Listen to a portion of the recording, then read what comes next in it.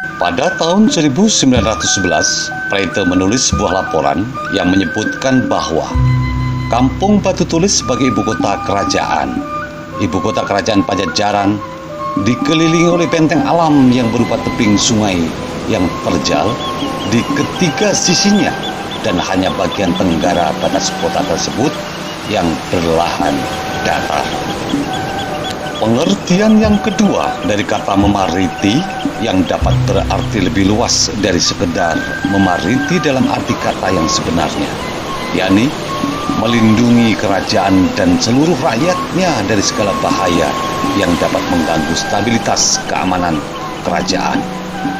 Naskah Carita Parahyangan menyebutkan bahwa Sri Baduka Maharaja mampu memimpin kerajaan sehingga kerajaan tidak dapat disusupi oleh musuh besar dan musuh kecil. Purbatisti Purbajati, manamu kadatangan ku musuh ganal musuh alit, artinya setia kepada kebiasaan dan keaslian leluhur. Oleh karena itu tidak kedatangan oleh musuh besar dan musuh kecil. Ketangguhan tentara perang kerajaan Pajajaran telah teruji.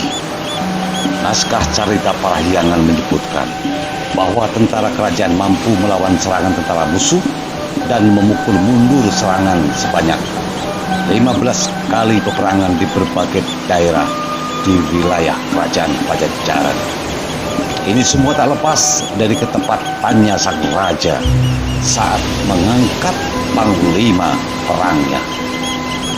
Pendekatan kedua, yakni pendekatan secara teknis, adalah dengan membentuk tentara kerajaan yang kuat.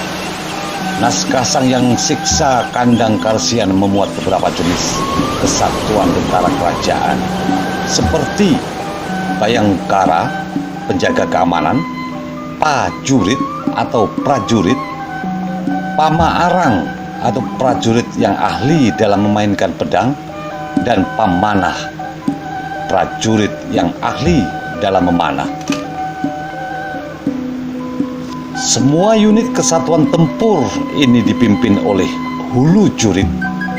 Naskah ini juga menyinggung beberapa strategi perang yang dikenal oleh kesatuan perang tentara kerajaan, seperti Sugan Hayang Nyaho di tingkah perang Mamakara Bihwa, Katra Bihwa, Lisang Bihwa, Singha Bihwa, Garuda Bihwa, Cakra Bihwa, Suci Muka, Braja Panjara, Asu Maliput, Merak Sipir, Gagak Sungkur, Luwak Maturut, Kudang Sumeka, Babah Buhaya, Ngalingga Manik, Lemah Merewasa, Adipati Prabu Sakti, Pakai Prajurit, Tapak Sawatri.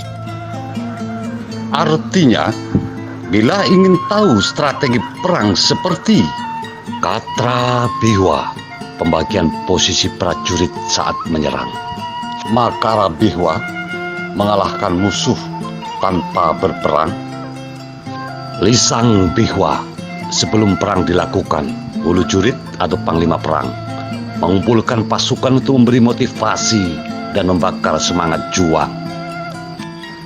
Singha Bihwa, mengalahkan musuh dengan memasukkan tim kecil menyusup ke barisan musuh.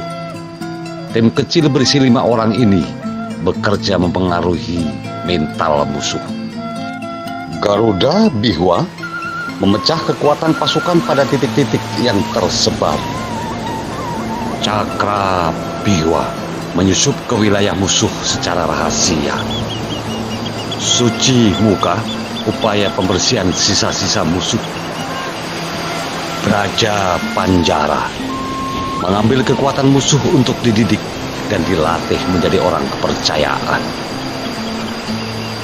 Asu Maliput, kemampuan mencari persembunyian yang tidak diketahui oleh musuh.